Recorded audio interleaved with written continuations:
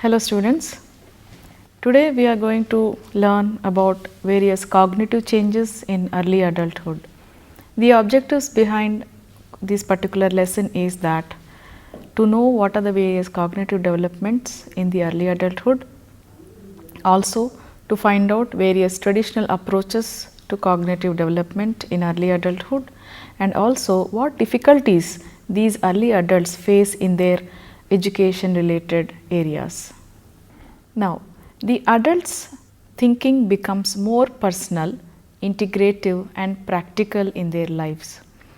Cognitive factors are very essential in the early adulthood. They have more problem solving skills, they have to be more reasoning with the particular problems that they encounter, and for which most early adults at the age of 18 and over will move into adult roles and responsibilities and may learn a trade, work and pursue higher education. They fully understand various abstract concepts, they reason, they fully understand various consequences and personal limitations. They also identify their respective career goals and also strive to achieve them. They secure their autonomy and build and test their decision making skills. Now, the decision making skills is a crucial job during early adulthood, because so far in their childhood and adolescent period they are dependent on their elders, especially the parents, because the parents are the one who decide about their future. But when it comes to the early adulthood, now they start making their own decisions. Maybe a small decision whether to choose a particular subject, to choose a particular skill or to choose a particular relationship has to do with their individual decision making process. Now, a developmentalist called Jessila Leibovitz suggests that the nature of thinking changes qualitatively during early adulthood. The theory involves the transition from adolescent perception of all the possibilities to adult perception of the practical and realistic possibilities. There is a concept known as pragmatic thought, which talks about a structural advance in which logic becomes a tool for solving the real world problems. Can we discuss about real world problems for a while? What are the real world problems? Can you think of a few real world problems, like in terms of family problems, personal problems, health related, work related problems, relationship problems? So, these are the real world problems where the early adult encounters and for which he has to use his common sense in order to counter, in order to cope up. When adults choose a career path, they eliminate all the alternative possibilities. They fine tune their learning for one particular environment and its demands. Now, during this particular early adulthood, they accept the inconsistencies or the discrepancies of life and also in people and develop thinking that accepts imperfection and compromise. They learn to compromise with people, they learn to compromise with others, they also learn to live with people who are imperfect. This includes awareness of multiple truths, integration of logic with reality and tolerance for the gap between the ideal and the real world. There are many approaches to the cognitive development during early adulthood, for which we are going to discuss one by one. The first one is the post-formal thought. The post-formal thought is the fifth stage of Piaget's theory of cognitive development. Here in his theory, the thought or the thinking becomes restructured in early adulthood. Post-formal thought recognizes that one's own perspective is only one of many potentially valid views and that life entails many inconsistencies. Not only our own perspective, but there might be many other perspectives in the available environment which can also be utilized in problem solving. Post-formal thought is well suited to addressing problems that have many solutions Post-formal thought is more practical, flexible and more dialectical. There are different types of post-formal thinking, in which the first one is the relativistic type of thinking. This is an idea that some proposition cannot be adequately described as true or false. There might be many proposals in terms of a marriage proposal. So, we cannot decide that a particular marriage proposal is the right choice or the wrong choice for an individual. Dialectical thinking is a form of thought involving recognition and acceptance of an irony or uncertainty. Say for example, accident, loss of property or illness, this can be recognized and accepted by the individual, that which cannot be avoided.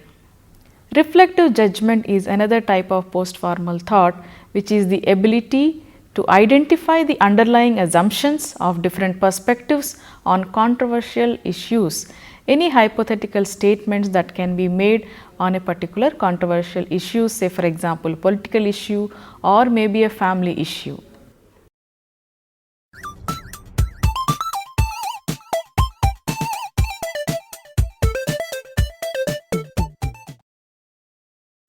Now, Schaie's stages of development also talks about various stages in the adult's life. Schaie's theory regards the goals of mental activity. There is a shift from acquiring knowledge to using it. So, acquiring knowledge and its practical application is of greatest concern. Many of us acquire knowledge, but we fail to apply it in our daily lives. But in this particular theory, it is beautifully explained how from the childhood till old age, the individual applies knowledge and also uses it.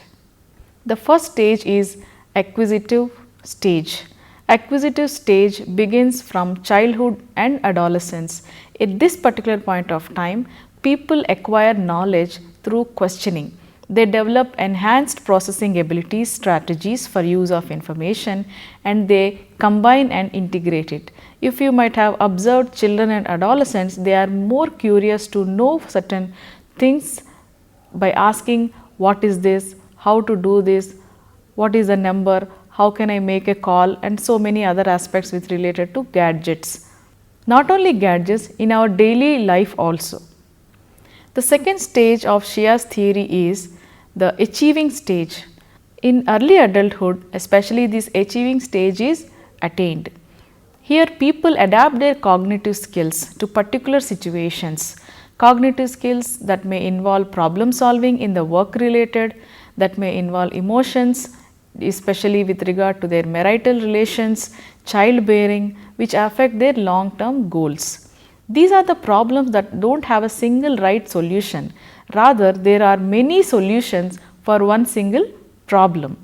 How a person negotiates getting his or her needs met and cooperates with others sets a trajectory for the remaining life course. The third stage is the responsibility stage. This responsibility stage, as it is indicated rightly, especially taken place in the middle adulthood. The individuals expand their responsibility to others, mentoring at work, raising children, taking care of elderly parents. Now, reasoning has to do with social obligations, setting boundaries, knowing when and how to let go of circumstances that one can't change. Executive stage is the most advanced and a complex stage. How? It characterizes people whose responsibilities have been very complex. Job responsibilities include monitoring of others, how others are working, especially the executive roles, and also it requires that they understand the dynamics of institutional structure, incoming information, goals and personal needs of employees or family members. The reintegrative stage, this occurs in the late adulthood. This involves people at retirement re-examining and reintegrating their interests and values to produce a satisfying quality of life.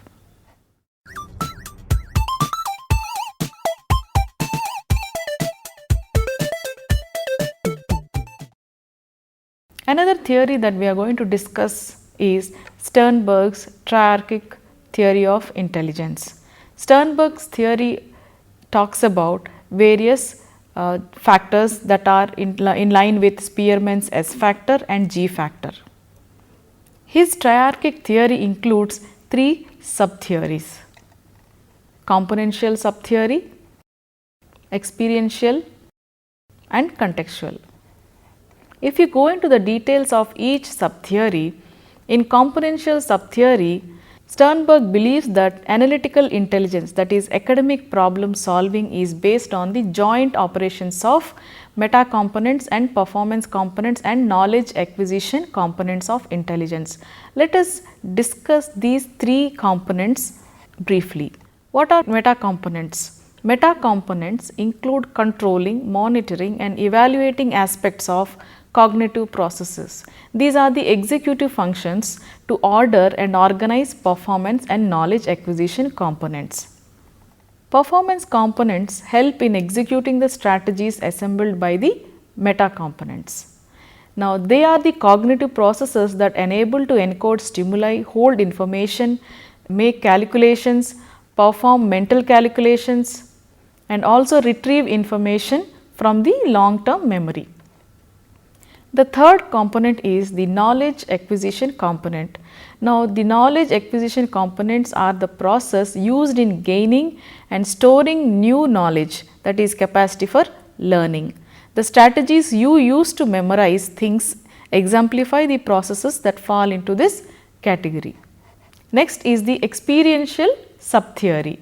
Here Sternberg considers that creative facet to consist of the ability which allows people to think creatively and that which allows people to adjust creatively and effectively to new situation.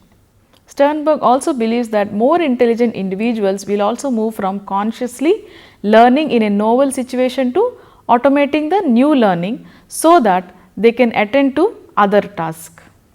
The last is the contextual subtheory. Now, this is the contextual aspect of intelligence and reflects how the individual relates to the external world about him or herself.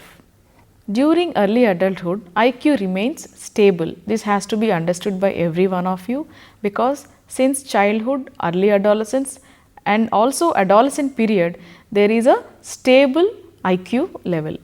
Now, the second subtheory is the creative intelligence or experiential subtheory. Sternberg considers the creative side to consist of the ability which allows people to think creatively and that which allows people to adjust creatively and efficiently to new situations. Sternberg believes that more intelligent individuals will also move from consciously learning in a novel situation to automating the new learning so that they can attend to other tasks. In this regard, Sternberg talks about two-facet subtheory. One is novelty and the second is automatization. What is the basic assumption behind this? That there are two broad classes of abilities in individual with intelligence: novelty skills and automatization skills. The ability to deal with novel demands and the ability to automatize information processing constitutes the two ends of intelligence continuum. Novel tasks or situations are good measures of intellectual abilities because they assess an individual's ability to apply existing knowledge to new problems.